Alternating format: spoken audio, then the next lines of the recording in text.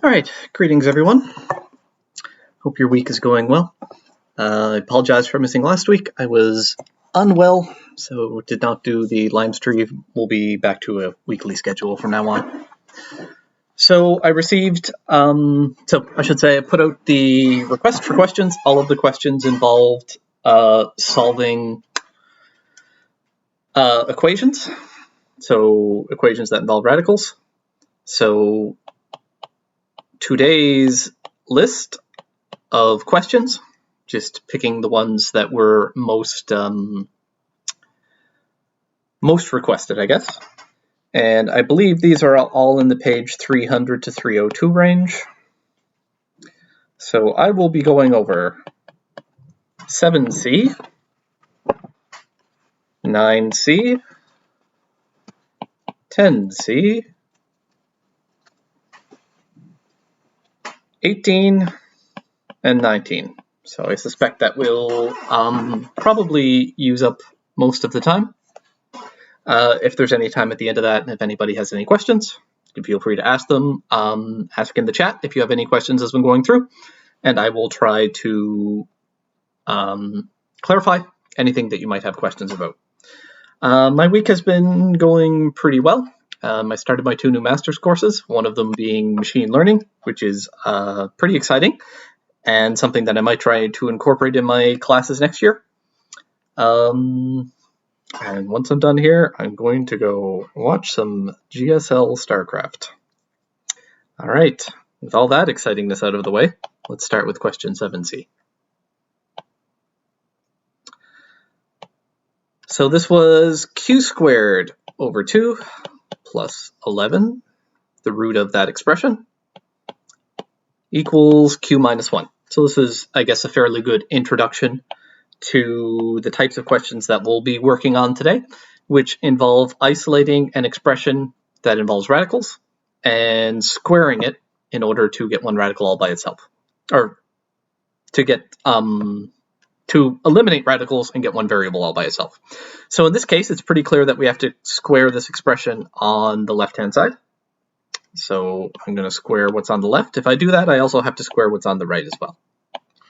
So squaring the expression on the left is straightforward.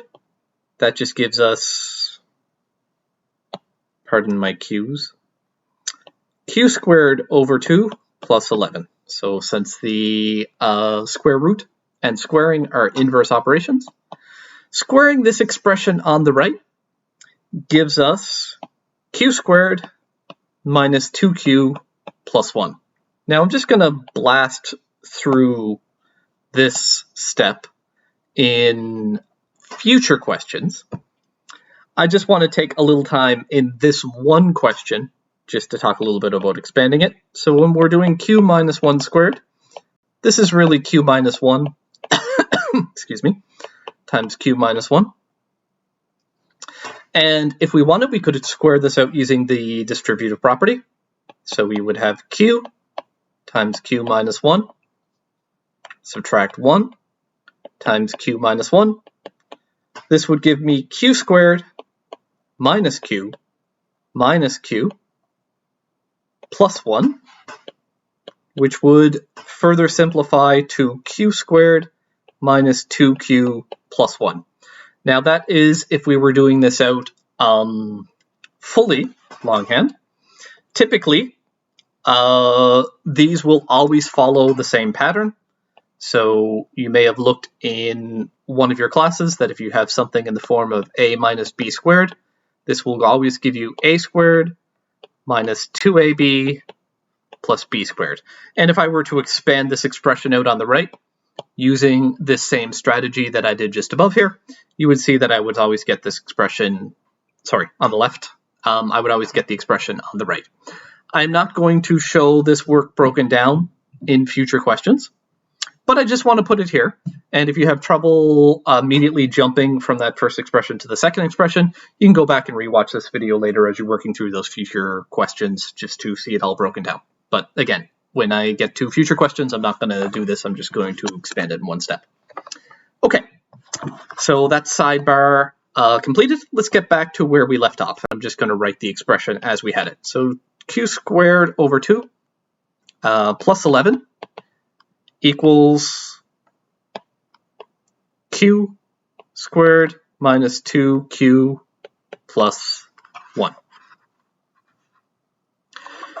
All right, so we're going to want to simplify this expression a little bit. Well, I guess when I say simplify, I mean group the common terms. This fraction is probably a little bit obnoxious to deal with, and there's no reason that we have to. We can just multiply both sides of this equation by 2, and that will have the effect that this 2 in the denominator will be reduced, so 2 divided by 2 is equal to 1. So if we were to do that, we will end up with q squared plus 22 equals 2q squared minus 4q plus 2 on the right. From there, we want to group everything onto one side of the equation. I think it makes the most sense to group it onto the right-hand side of this equation. Oh, that's not correct. So, these q's, I'm telling you. So we'll subtract q squared from both sides. We'll subtract 22 from both sides. And that will leave us with 0 on the left-hand side of this expression. On the right-hand side of this expression, I'm going to pick a different variable next time. Q squared minus 4q minus 20.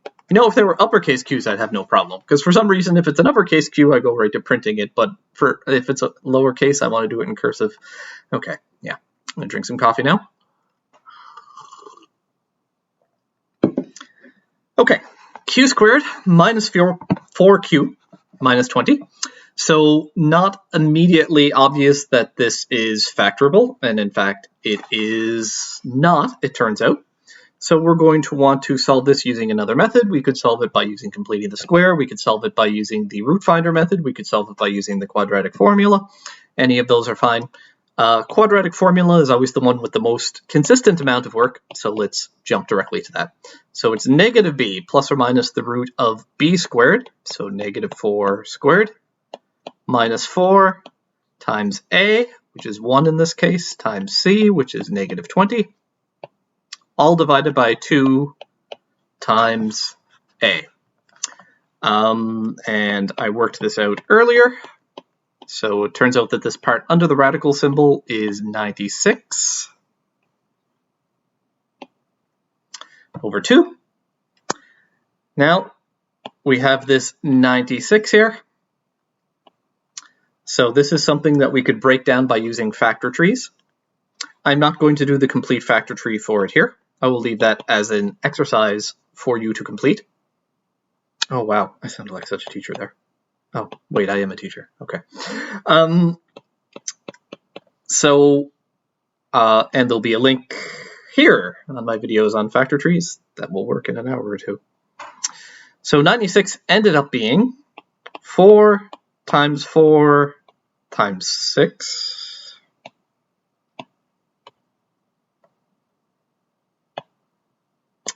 All over 2. Now, these can be broken down further, so the 4 would be 2 times 2.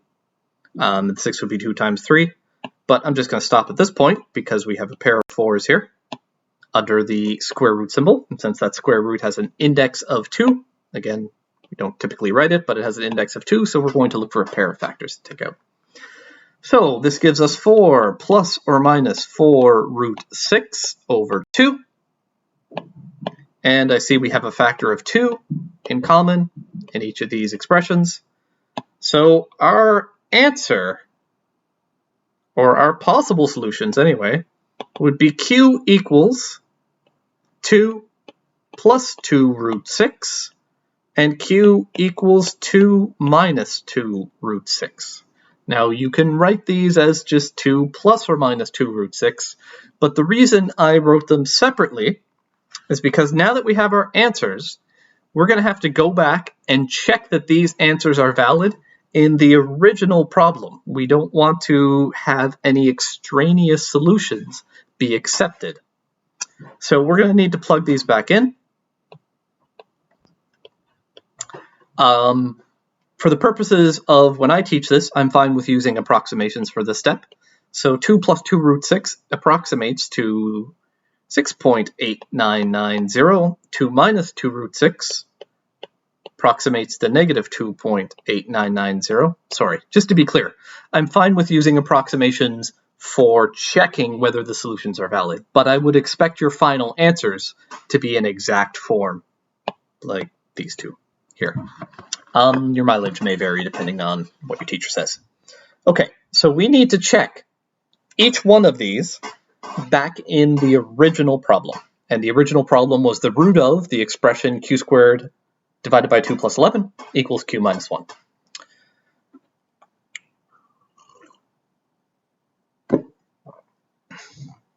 Okay, so let's start by, maybe it'll be nicer if I color code these. So let's start by checking the red one. So we're going to check q is approximately equal to 6.8990. So looking back at the original, it was q squared, so 6.8990 squared divided by 2 plus 11 equals 6.8990 subtract 1.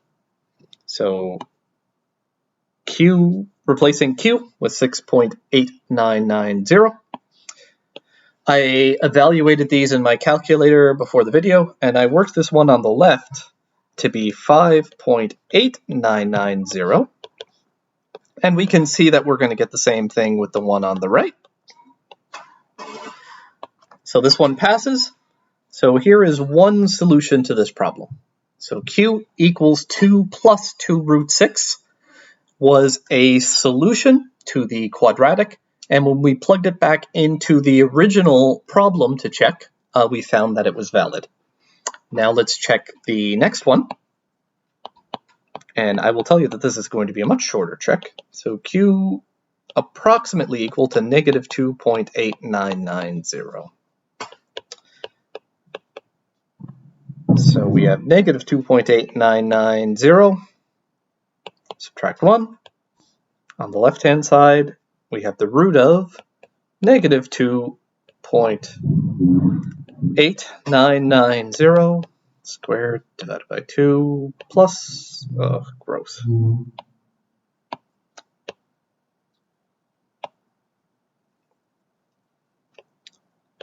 Boy, I don't know if you saw my video a few weeks ago, but it's much nicer when the video is actually working now. Anyway, I could evaluate this expression on the left, but it's going to turn into some value that is positive, and this expression on the right evaluates into something that is negative. So that's not going to work. So going back, that does not pass the check.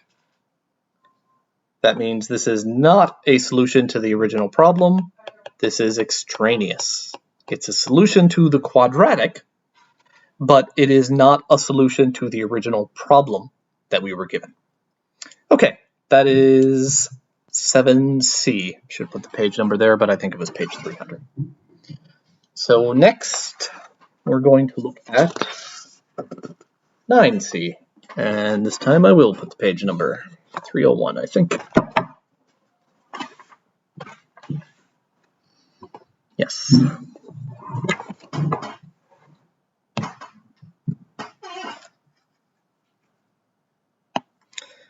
So page 301, question number 9C. By the way, it is of my opinion that to get the maximal use out of these videos, you should probably have paper in front of you and actually work out the problem alongside me as I'm going through it, since mathematics, like many things, like swimming or piano or whatever, is better learned through practice than through observation. Otherwise, I'd be excellent at piano at this point by watching my kids do it. Okay, we have 5 times the root of j over 2 equals the root of 200. We want to solve this for j, and j is currently under a square root symbol, a radical sign. So we're going to square both sides of this equation so we can get j all by itself. That's going to involve squaring this, and this, and this. So each one of those things are going to have to be squared. So when we take 5 and square it, that's by using this property, where if we have a times b squared, it's equal to a squared b squared. So looking at the one on the left, 5 squared is 25. The root of j over 2 squared is simply j divided by 2. And when we square the one on the right-hand side, that's 200. Now we just need to solve this for j.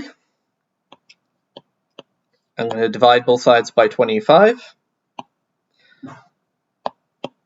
So 25 divided by 25 on the left-hand side of this equation is just equal to 1 on the right-hand side of the equation. 200 divided by 25 is 8. Like that. And then we'll multiply both of these by 2, which will reduce the expression on the left. So 2 divided by 2 is just 1. So we're left with j equals 16. Now, of course, we're not finished here because we have to check j equals 16 in the original problem to ensure that we're not dealing with an extraneous root. The original problem was 5 times the root of j divided by 2 equals the root of 200. So this is 5 times the root of 8 equals the root of 200. And I'm just going to convert these both into entire radicals. So on the left-hand side, I would have the root of 5 times 8. And 5 times 5 times 8 is 200. So that passes the check. So we don't actually have to convert these into decimal approximations or anything along that lines. We got root of 200 on the left, root of 200 on the right. That works. So therefore, j equals 16 is a solution to this original problem. Interestingly, that was the most requested question.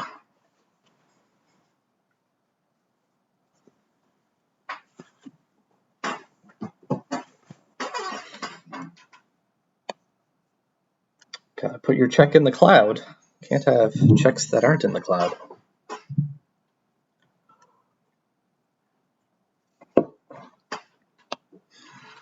All right. So page 301, number 10C is next. I don't see any questions yet, but again, if you have any, please feel free to ask them in the live chat if you're on the stream, and I will answer them as I see them. Okay, I will tell you in advance that this is a very long problem. So I'll give you a moment to copy it down if you're going to work it out alongside me, and then we'll get started.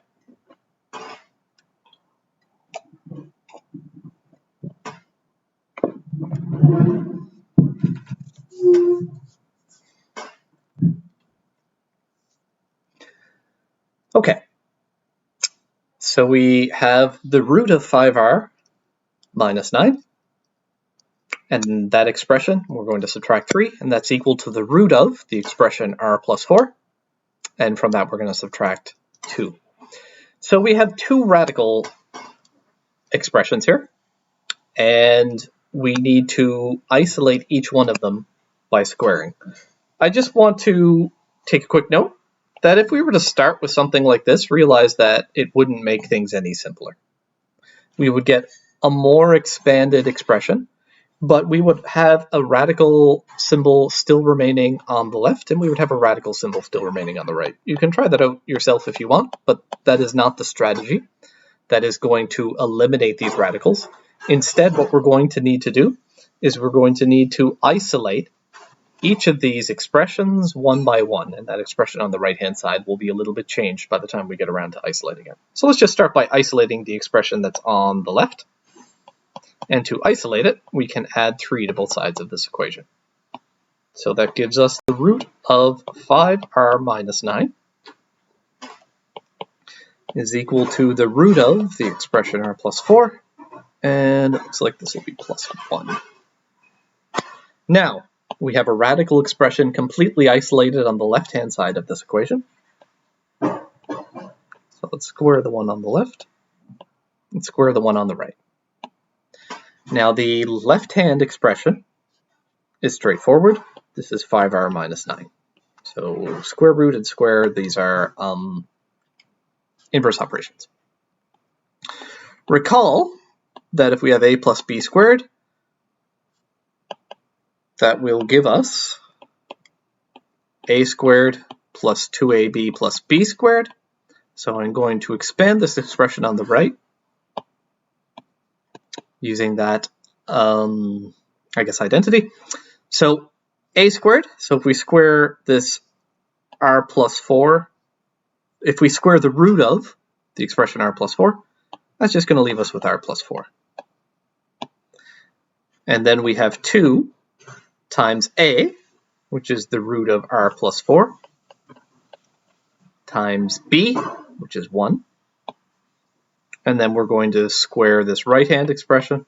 That will just be 1. So now we have 5r minus 9 equals r plus 4 plus 2 times the root of the expression r plus 4 plus 1. Our next step is going to be to isolate the radical expression on the right-hand side of this equation. So to isolate that, we're going to want to subtract r, we're going to want to subtract 4, we're going to want to subtract 1. So we'll subtract r from both sides, we'll subtract 4 from both sides, and we'll subtract 1 from both sides. So on the left, we have 4r minus 14 equals 2 times the root of r plus 4.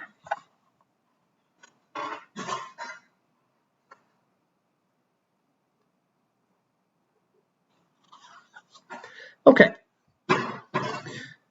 we could just immediately square this expression, similar to what we did on this previous problem. But we can make things a little bit easier by noting that there is a factor of 2 that is in common on the left and the right-hand side of the equation. We would get the same answer either way. It's just going to, if we simplify it now, the expression is a little bit easier to simplify from. If we decide to wait and simplify it later, the expression will be a little bit more complex. It's fine if you don't do this step, but it just makes the calculations easier. All right, so we square the left-hand and the right-hand expression. Squaring what's on the left, so 2r minus 7 squared. So we're going to have 4r squared minus 2 times 2r times a negative 7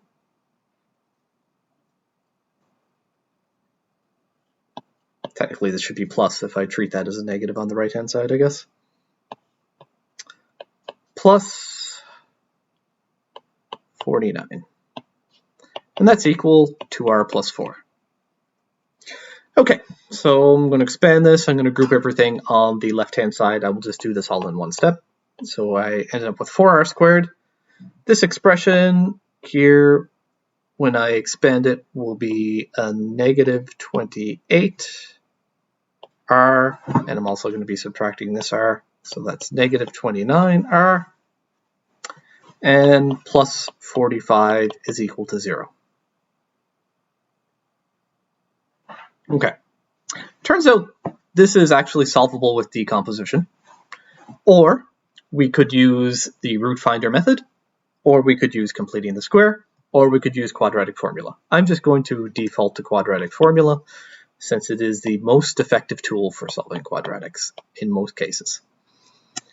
So this is negative b, so 29, plus or minus the root of b squared, so negative 29 squared, minus 4 times a times c, and that's all divided by 2 times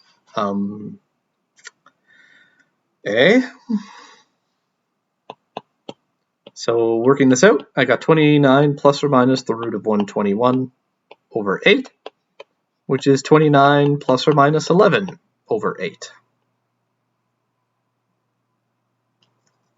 So 2 possible solutions. Possibility number 1 is 29 plus 11 over 8, which is 40 over 8, which is 5. Possibility number 2 is 29 minus 11 over 8, which is 18 over 8, which is 9 over 4. All right, now these are possible solutions to the problem, so they aren't guaranteed solutions to the problem. We are going to have to check them in the original in order to ensure that we do not have any extraneous roots. So I'm just going to color code these for my checks. And let's start this by checking x equals 5 into the original problem. So the original problem was, I'm just going to rewrite it here. It was the root of the expression 5r minus 9, subtract 3, equals the root of the expression x plus 4, subtract 2. Okay, so when I substituted these values in, I got root of 16, so 5 times 5 minus 9, subtract 3, equals the root of 9, subtract 2, so 4 minus 3 equals 3 minus 2, 1 equals 1, that one passes. Now let's check. X equals 9 over 4. For this, I just used a decimal approximation. If you wanted to put the fraction in and actually work it out, that's perfectly fine as well. When I say decimal approximation, it was exact decimals in this case, so there was no approximation necessary. So I ended up with the root of 2.25 when I did 5 times 9 over 4, subtract 9, subtract 3, equals the root of 6.25, subtract 2, and that gave me negative 1.5 equals 0.5. So this one did not pass the check. It is extraneous. It's a solution to the quadratic that we simplified our problem to, but it is not a solution to the original problem that we were posed. So the solutions, or solution in this case, is x equals 5. So that was one of our solutions to the original quadratic, and it is the only one of the 2 solutions which was still valid when we put it back into the original.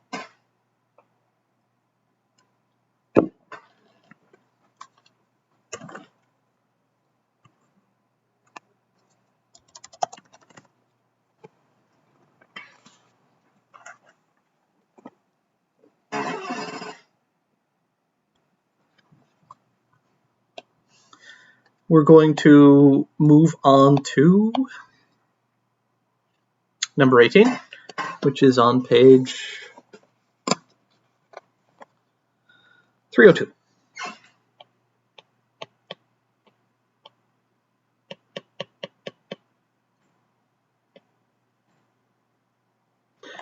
All right, so this is a word problem. And we are given a triangle, and we're asked to solve for D, and then they do it for us. So this is the root of 2RH plus h squared. And we're told that the value of h is equal to, just look at my notes where I wrote it. Told that the value of h is equal to 200, so the spacecraft is 200 kilometers above Earth or something along those lines, and the distance from the station, I think, is 1,809 kilometers.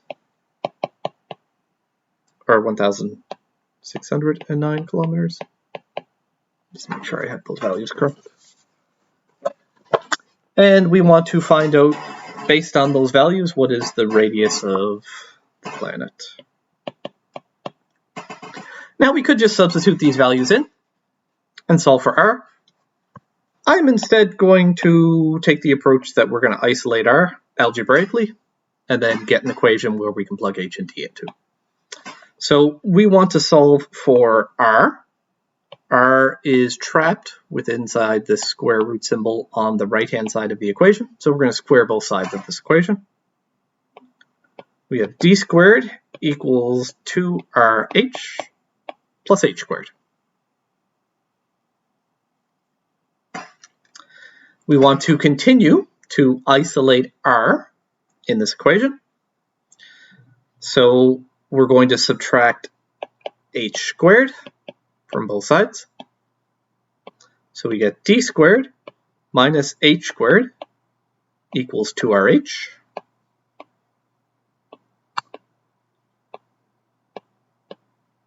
And finally, to solve h by itself, we're going to divide both sides of the equation by 2r. 2r divided by 2r is 1, provided that r is greater than 0. So we need to actually have a planet before we do this. So we're going to end up with, oh wait, I'm sorry, I'm doing this backwards. So I'm trying to solve for r, not for h. Took my eye off the ball. All right, let's try that again. Divide by 2h. Divide by 2h. And that will give us 1. We're going to be left with r equals d squared minus h squared over 2h. And we're told that d is 1,609. We're told that h is 200. Make sure that when you're evaluating this in your calculator that you put that stuff in brackets. Divided by 2 times 200. So we get r equals, and what did I work this out to? 6,372.2 kilometers.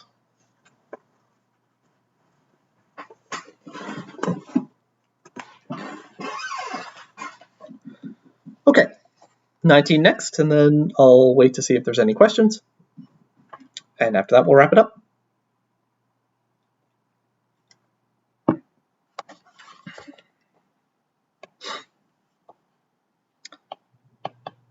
Page 302, number 19. And we are asked to solve for a in the equation root of 3x equals the root of ax plus 2, where a is greater than or equal to 0 and x is greater than 0. You can see why those restrictions are necessary because we're taking the square root of these expressions. So our goal is to solve for a. A is currently under the square root symbol, so we're going to have to isolate it. So let's subtract both sides by 2. This gives us the root of 3x, subtract 2, equals the root of ax, which is going to require us to square what's on the right, square what's on the left. So on the left, if we square 3x, if we square the root of 3x, we get 3x. And this is plus 2 times the root of 3x times negative 2.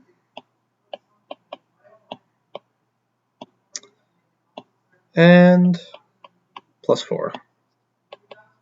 That's equal to ax. Simplifying this expression on the left a little bit.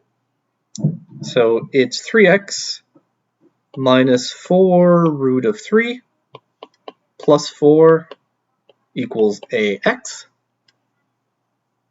Don't think I made any errors there. Oh, it's an X under this. Okay. And we're asked to solve for A. So we're actually going to need to divide everything here by X.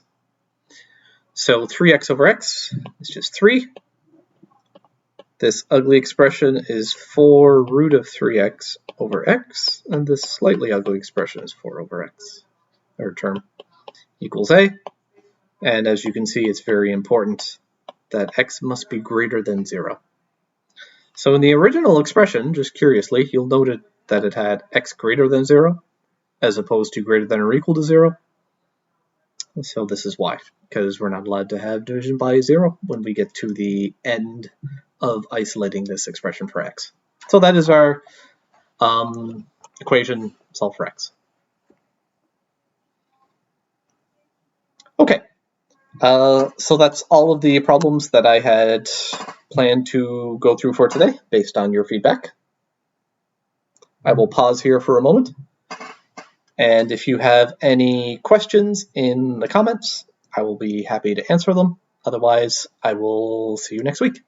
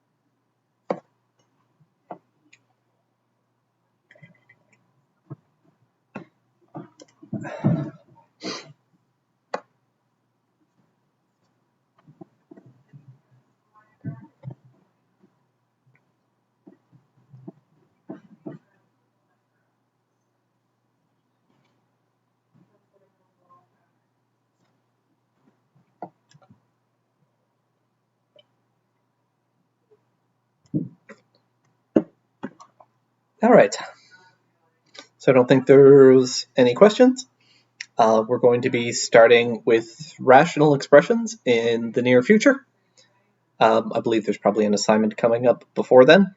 I suspect those lessons will be either Friday or Monday, I don't remember which. But if you would like to get ahead, I've posted the videos for 6.1 already onto Math VGA, so you can feel free to track those down, but otherwise you can just wait for them to show up on your classroom stream. Okay, I hope everyone is doing well. As you've heard, the classes, new material is going to wrap up on June 5th. That being said, I plan to continue to post videos throughout the summer on Math VGA for the Pre-Calculus 11 course, going over some of the concepts that we didn't cover within this abridged school year. Of course, you won't be responsible for those when you start your Pre-Calculus 12, presumably, next year. But I think you'd be doing yourself a great service if you were to go through and practice some of that stuff over the summer so you can be where you normally would be when you're ready to start the next year. And of course, I will just leave these up permanently. So if you ever want to come back and review concepts in your future school years, you can feel free to do so. Okay. I hope everyone's doing well. Take care, and I'll see you next week.